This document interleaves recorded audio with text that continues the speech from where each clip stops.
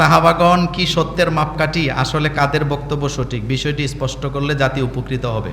প্রথম কথা হলো, মাপকাঠি কয়টা হয়? একটা হয়। বলেন, মাপকাঠি কয়টা হয়? সত্যের মাপকাঠি বলতে বিষয়টা বুঝতে ভুল হয়। প্রথম কথা হলো, রাসূলুল্লাহ সাল্লাল্লাহু আলাইহি ওয়াসাল্লাম তিনি হচ্ছেন সত্যের মাপকাঠি, আর সেই রাসূলুল্লাহর হকের মাপকাঠির ধারক এবং বাহক হচ্ছেন সাহাবায়ে কেরাম রিদওয়ানুল্লাহ তাআলা আলাইহিম আজমাইন। কারণ রাসূলুল্লাহকে অনুসরণ করছে কারা? সাহাবারা। জোরে বলবেন, রাসূলুল্লাহকে অনুসরণ করছে কারা? আর সমস্ত সাহাবারা কোথায় যাবে? জান্নাতে। হিসাব দিয়ে না বিনা হিসাবে?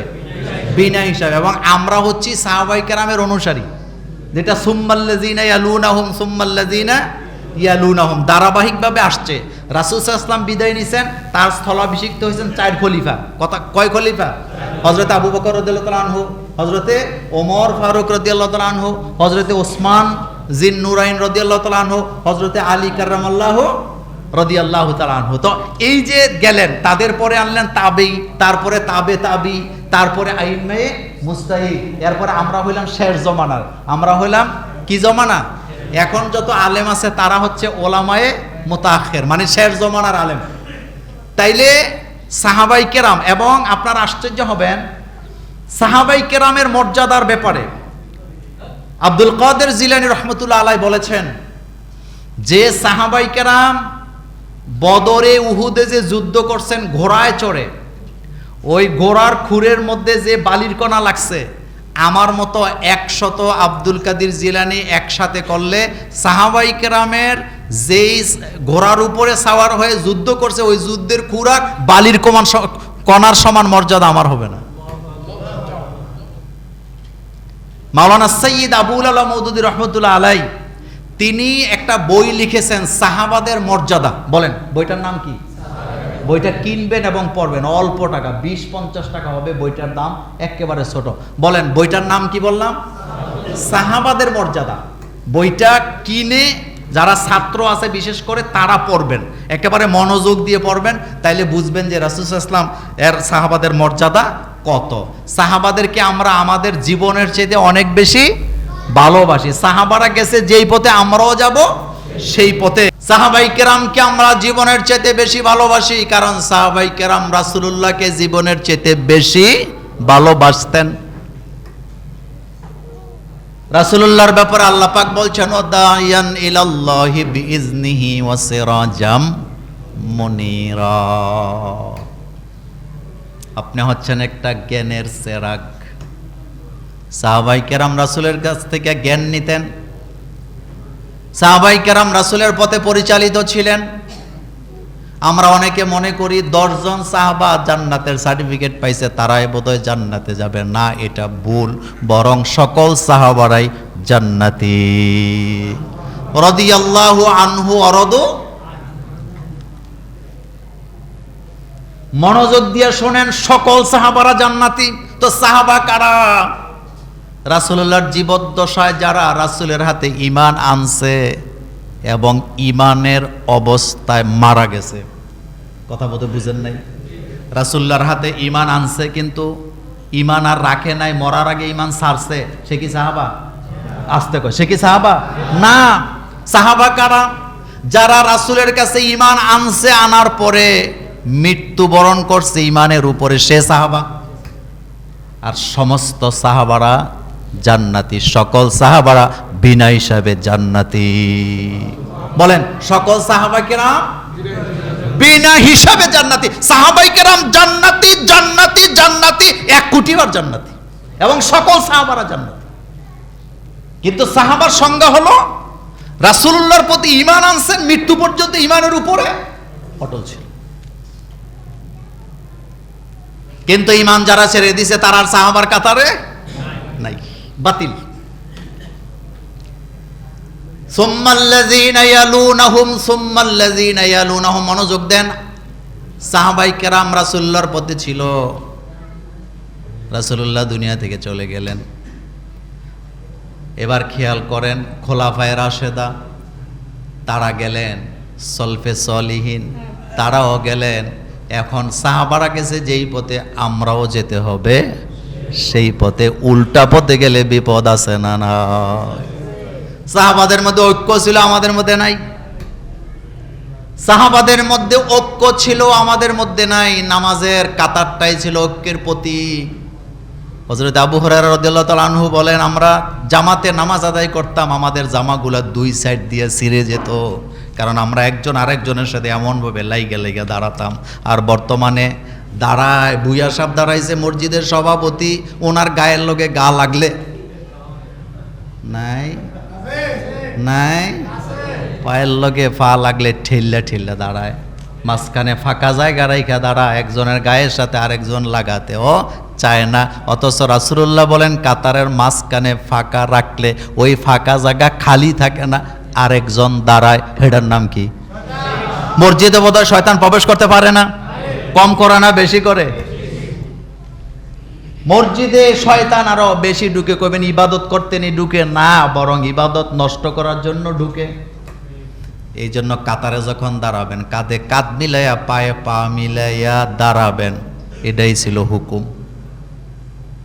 আর এখন আমাদের অহংকার, বলেন কি লাগতে পারবে না গায়ের লগে গা? উনি গায়ের লগে গা লাগলে পছন্দ করে না।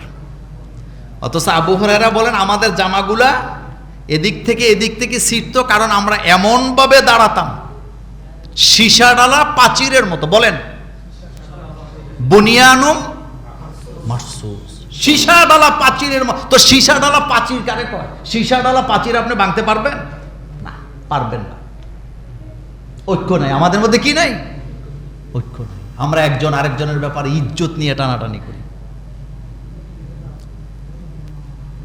আমাদের ঐক্য যারা নষ্ট করতে চায় তারা মানুষ নয়, তারা হলো শয়তান।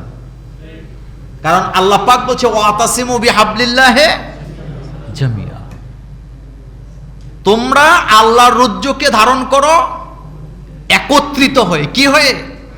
আমরা ছোটবেলা একটা ওই যে বাংলায় গল্প পড়ছিলাম, একতাই বলেন একতাই। মুরব্বী তার সন্তানদেরকে একতা শিখাচ্ছিলেন। প্রথমে একসাথে 5টা কাঠি দিছে, মজবুত করে বেঁধে ছেলেদের হাতে দিছে, ভাঙো। কেউ ভাঙতে পারছিল? আটিটা খুলে যখন একটা একটা দিছে, এখন ভাঙতে পারছে নি? পারছে। আমরা ঝুমুরে যতগুলা লোক আছে, মনে করেন 1000 লোক আছে, কথার কথা, আমরা যদি সবাই এক থাকি, বাইরের লোক আয় আমাদের মারতে পারবে? আমাদের কোনো ক্ষতি করতে পারবে? বাইরের থেকে কেউ আয় আমাদের এখানে ডাকাতি করতে পারবে? ঢুকতেই পারবে না। ভয়ে ঢুকবেও না, কয় আরে বাপ রে বাপ, এরা বড় ভয়ানক, এরা এতটাই, একজন চিল্লানি দিলে সবাই বাইর হয়। আর যদি একজন আরেকজনের পিছে লাগিয়ে থাকি, সাবের বাজারে ধইরা এমন কন্যাই দিব, কারণ হেদের জানা আছে তারে কন্যাইলে কিছু হইতো না, কেউ আসবে না। আর মাথায় যদি থাকে তারে কন্যাইলে সবাই আইব, ভয়ও তার গায়ে হাত দিবে না।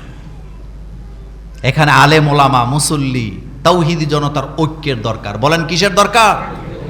ঐক্যের। আমাদের এমন কোনো কাজ করা যাবে না যেটার দ্বারা আমাদের ঐক্য কি হয়? নষ্ট হয়। আজান হবে, আপনি হানাফি মাযহাবের লোক, আপনি শাফি মাযহাবের লোক, আপনি হাম্বলি মাযহাবের লোক, আপনি যেই মাযহাবের লোকই হন না কেন, আজান হবে, মসজিদে যাবেন, কাতার কয়টা? আসতে কয় কাতার কয়টা? কিন্তু মাযহাব লা মাযহাবি আছে, শাফি আছে, হাম্বলি আছে, সব মাযহাবের লোক আছে, নামাজ একটা, কাতার একটা। এখান থেকে বেরিয়ে গেছি, আমার মধ্যে মত পার্থক্য থাকবে। আচ্ছা বলেন তো, মাযহাব কয়টা? 4টা মাযহাবের কোন ইমাম আরেকজন ইমামরে কোনোদিন গালি দিছে? তাদের বিরুদ্ধে কথা, আলেম যারা মাদ্রাসা ছাত্র আছো তারা বলো, কোনোদিন এক ইমাম আরেক ইমামরে গালি দিছে? না হোক বলছে না, যার যার মততে প্রকাশ করছে, যার কাছে যেটা ভালো লাগে নিবে। একজন ইমাম আরেকজন ইমামকে বিন্দু মাত্র কথা বলেন, বিন্দু মাত্র না হোক বলে নাই, তাদের বিরুদ্ধে একটা শব্দও বলে নাই। কিন্তু বর্তমান আলেমদের মধ্যে এই অভ্যাস আসেনি। তো এই অভ্যাসটার দ্বারা ফায়দাটা হচ্ছে কাদের? ফায়দাটা হচ্ছে সাধারণ পাবলিক। আপনারা হুজুররাই তো এক নাই, আমরা কি করতাম? কথা সত্য না? সত্য। আপনাদের এই ঝুমুরে একটা জিনিস আমার ভালো লাগে, শুধু ঝুমুর না, আমি যেখানে ইমামতি করছি আমি এটা চালু করছি। সেটা কি? আমার মসজিদে আপনার লা মাযহাবি থাকবে, মাযহাবি থাকবে, শাফি থাকবে, আপনার কি বলে হানাফি থাকবে, হাম্বল থাকবে, যে যেটা ইচ্ছা তার মাযহাব। কারণ কারো মাযহাব কেউ জোর করে কাউকে চাপায় দিতে পারে না। মক্কা মদিনায় আপনারা যারা নামাজ পড়ছেন আমিন জোরে কয় না আস্তে কয়? কিন্তু আমরা হানাফি মাযহাবে কিভাবে কই? আস্তে কই। কিন্তু ওখানে যাওয়ার পর আর কোনো মাযহাব আছে? নেই। যার মনে চায় জোরে আমিন বলবে, আস্তে বলবে, দুইটার পক্ষেই দলিল আছে, সাহাবাই কেরাম থেকে আমল, এটা প্রমাণিত। সুতরাং এগুলা নিয়ে দ্বন্দ্ব করার সময় নাই। সময় আসছে এখন এই কালিমার জন্য আমরা কয় দল? ওই ওয়াজটা আজকে করব না, শুধু একটা কথা বলি। আমার বাংলাদেশে বিভিন্ন দেশের পতাকা উড়াইয়া খেলা দেহে, এটা নিয়ে কারো কোনো মাথা ব্যথা নাই। কিন্তু একদল লোকের মাথা ব্যথা হলো কালিমার পতাকা কেন উড়াইলো। কালিমার পতাকা বিরিজে বিরিজে উড়াইলেই আমরা কিছু হয়ে যাব, ব্যাপারটা এমন নয়। কিন্তু এই কালিমাটা আমাদের কোন জায়গায় আমরা লালন করি? এত আস্তে গেলে হইব নি? কালিমা ছাড়া জান্নাত পাওয়া যাব? কালিমা ছাড়া জান্নাতে যাওয়ার কোনো রাস্তা আসেনি। থাকলে আপনি আমার ফতুয়া দেন। একজন দাঁড়ায় বলেন যে হুজুর কালিমা ছাড়াও জান্নাতে যাওয়া, কালিমা ছাড়া তো ঈমান আনারই কি নাই, রাস্তা নাই। বিভিন্ন বাড়িতে বাড়িতে আর্জেন্টিনার পতাকা আসেনি, ব্রাজিলের, ফ্রান্সের, পর্তুগালের আছে। মানে কথার কথা, কিন্তু কারো কোনো মাথা ব্যথা আসেনি, নাই। কিন্তু একটা উড়াইতে পারবেন না, এটার নাম কি? তবে এই কালিমার পতাকাগুলো আমরা উড়াই নাই, যারা উড়াইছে আমরা জানিও না কারা উড়াইছে, হয়তো একদল যুবকেরা উড়াইছে। কিন্তু আমার কথা হলো কালিমার পতাকা উড়াইছে, এটা উড়াইছে, এটা তো কোনো অস্ত্র না, এটা কি মেশিন গান নাকি? এটা থেকে কি গুলি বেরিয়ে নাকি? উড়াইছে, থাকতে দেন। এটা নিয়ে একেবারে আলোচনা করতে হবে, আমরা নিবিড়ভাবে পর্যবেক্ষণ করছি কাজটা কারা করছেন। এত কিছুর দরকারটা কি? এত কিছুর দরকার কি? বাড়াবাড়ি কোনো পর্যায়ে ভালো না, বাড়াবাড়ি ভালো না। আল্লাহ পাক আমাদের বুঝার তৌফিক দান করুক, আমরা বলি আমিন।